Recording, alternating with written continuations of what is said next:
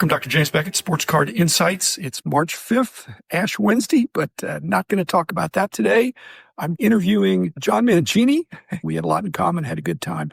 Thanks sponsors, Topps, Panini, Upper Deck, Heritage Auctions, Huggins Scott Auctions, Mike Stadium Sports Cards, Burbank Sports Cards, ComC.com, and Beckett Media, Beckett Creating, Beckett Authentication. So thanks, John, for coming on, and I hope the listeners enjoyed as much as I did. Welcome, John Mangini. I've been looking forward to this. We're fellow Pirate fans, fellow Clemente fans, fellow Vintage fans. We're doing a dueling questions segment, and you get the honor of the first question. First, I'm honored to be on. Here's my question. Us collectors, we debate all the time about when did the rookie card become a thing? I remember growing up outside of Pittsburgh and being young and not privy to a whole lot in the hobby. The first time I remember chasing rookie cards was 1981 with Fernando Valenzuela, Mookie Wilson, and Hubie Brooks, and Tony Pena, and Tim Raines. Those are the first ones I remember. There was a heart-to-heart episode. I don't know if you saw it. I did. It was in 1982. His worker had passed away, and he wasn't good with money, and he didn't have any insurance, but he left his son a suitcase filled with baseball cards. Mr. Hart was going through them, and he called one of the cards a rookie card. So I know it was in 1982, but you're the man that basically created that. So what year did it start? First of all, I didn't really create it because I think it was there and it just gradually took shape. And I want to say 73, 74, there were people in New York City that were actively going after first cards. They weren't necessarily calling rookie cards because it was stealth. They were gathering up. I noticed in 74, I was corresponding. It was telephone or mail in those days. And one of the really sharp dealers there was saying, you know what, I'll trade you. I've got some extra 55 errands. I'll trade you 2 for 1 for your 54s. Wow. And I said, wow, you mean I'd give you 1 54 errand? You'll give me 2 55 errands. That's unbelievable. Why did it become a thing? No, I'm just saying that it wasn't, I'll give you 10. It was just, I'd like to get this. So they were very subtle about it. They were very stealth. And that's one in particular I remember, such that in 1976, when I did my first survey, I actually had a line in there, I think, for the 54 errand as a card that was recognized with special demand. I still don't think we were calling it an RC in 76, 77, 78. As you get in there, people were starting to abbreviate rookie card as RC.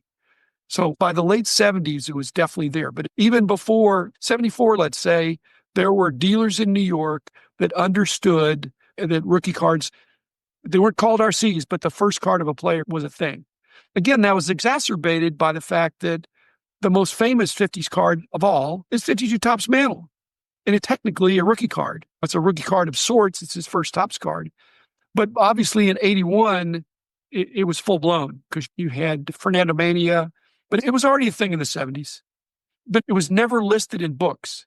Yeah, so you're the first. The magazine came out, there was a designation of RC next to it, and that really emblazoned it. It was part of the card. This is a rookie card, and it came in the same breath. It was on the line with the card. It's number 128 Hank Aaron RC. So you started using the RC designation in your price guides because it was helpful, because it provided some explanation as to why that card would be worth a lot more than you would think, but for it being a rookie card, because the supply wasn't the issue. It was the demand.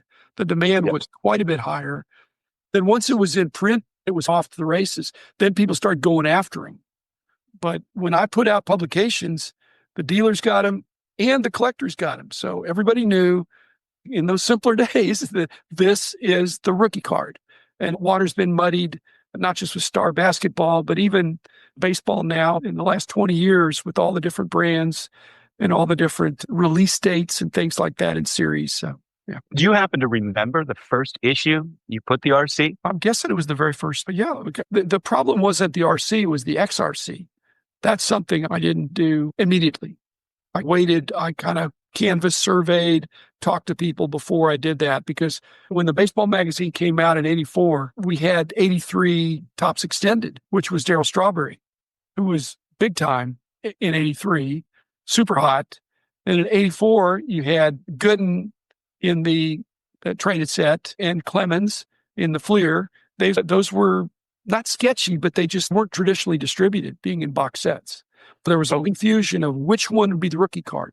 And that I did a little bit of a wait and see. I didn't prejudge it.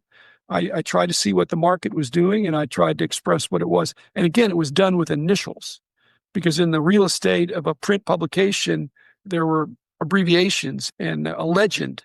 And so the RC became part of the lore of the attribute of a card. My question was rather dumb then, because I thought you started before in 1984. I don't remember. I had books. No, I had the books. I'd been doing the books. Yeah, okay. The magazine didn't come out until 84. And the books, it was more cataloging and the entry for what the card was. It might have an IA for inaction to note that it's an inaction card, or AS for All-Star. But RC was not to be found anywhere on the card. So that wasn't in the books for many years. Okay. But what is your earliest connection to Roberto Clemente? Because I think you had to be a tiny guy when he died. Yeah, my father was a huge sports fan, and he would put me on his lap and tell me to watch Roberto, that I'll never see another player like him. I don't remember ever watching him. I was real little. But growing up in Pittsburgh and listening to my father talk about him, Clemente was like a god in Pittsburgh. Being a baseball fan and a card fan as long as I can remember, I can't tell you when, my whole life, I can't remember not being a Roberto Clemente fan. I remember in the 5th grade, we had a book on Roberto Clemente, and every recess I would read it. And this book, it was all beat up, really worn. I read it every recess. And finally, one day, the teacher just came up to me and she handed it to me, and she's, "Just take it home with you." And she gave it to me. And I had to play the outfield, and I wanted to have a good arm. And that was always my best thing, because in that book, he used to say that he would strengthen his arm by squeezing a rubber ball. And so I would squeeze a rubber ball. I wanted to know everything he did to get that arm. Really strong forearms. Yeah. He wasn't a big guy. Regular like size Dave guy, Parker makes sense, or yeah. Vlad Guerrero, or Ellis Valentine, but Clemente wasn't a big guy. But again, you're of the vintage of Clemente has passed. When you're becoming a bigger fan, Stargell is in his prime. Dave Parker's coming on. So you had this legacy of Pirate outfielders, but you always were mainly Clemente. That's what I'm getting at. That I was a big Willie Stargell fan too. In fact, I went to Steve Glass's baseball camp one year, and he took us to the stadium, and Willie Stargell gave us hitting lessons. So Willie Stargell was my modern guy, but there's just something about the old players you didn't see, where they're on a pedestal, they're legend. You didn't get to see their flaws. You didn't get to see their bad games. You just hear how great they were and their accomplishments.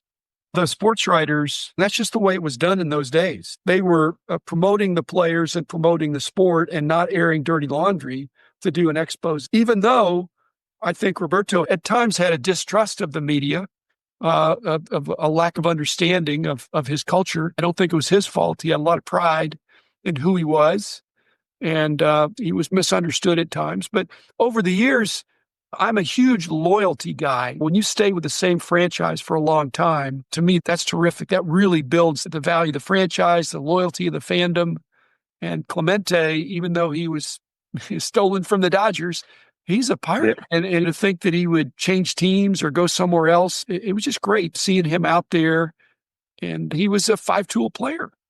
He had way more power than people thought, because in that park, he was not asked to hit home runs. It wouldn't have been wise. He went with the pitch. He could put it out any part of the field, but he was just a really good hitter for average and power, without being a uppercut, swing for the fences every time guy. You went and watched games at Forbes Field, right? Yes. They say that Willie Stargell, he played so many years in that Forbes Field, and it was really hard to hit home runs out of right field, that he would have probably had a lot more home runs if he played in a different park. Do you think that's true? Yeah, he should have gone to Colorado. But he had so much power. No, but he had plenty of power, and I think he was a pretty dead pull hitter. The other thing, though, John, is that when he hit them, they would have been out in any park a lot of times. So. Yeah, well, he has the longest recorded home run, right, on record in Olympic Stadium, I believe. And he's also one of only a few guys to hit the ball out of Dodger Stadium. The other thing is, would we hold Willie in higher esteem if there'd never been a Roberto Clemente? Because he came in the shadow.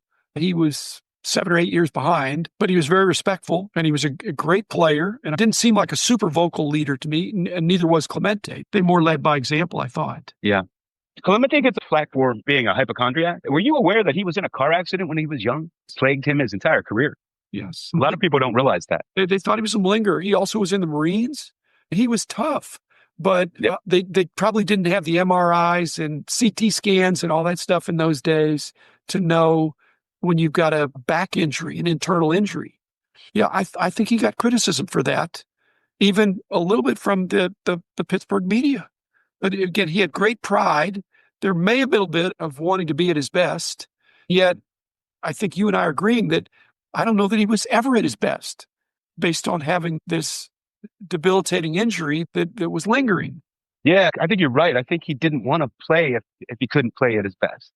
Whenever I went to the game, he got his money's worth. He was taking a big swing at times, and it may have been theatrical. And the same thing, somebody hits a double down the line, and it's caroming off the corner, and he's pirouetting as if he's a ballerina and throwing a one-hop strike to third base or to the plate, perfectly on target. I'm just saying that require physical abilities to be able to do that. Like we're saying, you got to be at your best. He wanted to be able to do that. That's what the fans wanted, and that's what he wanted to give him. And I never saw him out dogging it in the field. You can't win sometimes, John, if you're an icon like that. I never remember him striking out with the bases loaded. I'm sure he probably did every once in a while, but it just seemed like when he came up in a key situation, he came through. In his early days, he used to step in the bucket. Yep. And when I was little and I was playing Little League, I always stepped in the bucket. I just wanted to do whatever Clemente did. So I would always step in the bucket. And my dad would yell at me, "Don't step in the bucket." And I'm like, "Roberto Clemente steps in the bucket." And he's, "You're no Roberto Clemente." He had the hands and the forearms to where if he did that and he was a little bit fooled, he could not throw the bat at the ball, but he could get the bat on the ball and line it over the second baseman's head if he was fooled with the big leg kick and everything. So he just was an intuitive hitter. Bad balls, good balls, whatever. He had the ability to hit the ball and hit it hard. I was always amazed at his ability to hit to the opposite field, to use the whole park. You just don't see too many guys do that anymore. He hit a lot of home runs to right field, and he would go with the pitch. He was a true contact hit for average hitter. And with power, because a lot of those slaps to the right side were in the gap. He had a lot of doubles, but that's the way the game was played more in the 30s and the 40s. That you hit behind the runner and you went with the pitch, and somehow the culture got enamored of strikeouts and home runs. Great sluggers of the 50s that he's compared to, that he doesn't have as many home runs, like Mays and Mantle and Aaron. Those guys were also really good hitters too. Yes. Like you have power. They weren't just swinging for the fences. They had a lot of power. And Willie Mays is about the same size as Roberto Clemente. And Aaron, none of them were like Mark McGwire or Aaron Judge. These were just regular guys that had great timing, great wrists, great forearms, great mechanics. But let's end this segment with this. And I'm going to take the side of your dad. I don't think Clemente would be a good batter to emulate, because he was a genius, and maybe you weren't. I don't know. I wasn't. In fact, my guy that I emulated was Stan Musial. Came from Denora, near where you were too. That was my guy. Even though he was a Cardinal, I was a lefty, and my batting stance was Stan Musial, a little bit open, bat up a little bit. But it didn't work for me, John. Clemente stopped stepping in the bucket later in his career. If you watch old film from the 50s, he stepped in the bucket a lot, like up until about 1960-ish. And not a lot of people know he had the highest batting average of the 1960s of any player. I think he had a little bit of the personality of a matador because he had a flair. And so this stepping in the bucket and things like that, I just think he was on stage. He was definitely a team player. So he wasn't a showboat, narcissist. Hey, look at me, I'm bigger than the game. It's like, this is a great sport, and it's a battle between the pitcher and the hitter, and I'm going to hit the ball hard somewhere. There's so little footage on him. If I was able to go back in time and pick anything to see, I would want to go see him play right field. I want to see him field. I want to see him throw. There's a few throws that you can watch, and they're just incredible. From the right field wall on a line to Manny Sanguillen at home. There's probably ample footage of the 60 World Series, 71 World Series, but regular season games in the 60s. Yeah. I don't know that there's that much out there. And no, it's a shame. It's a shame. The man in the house of cards.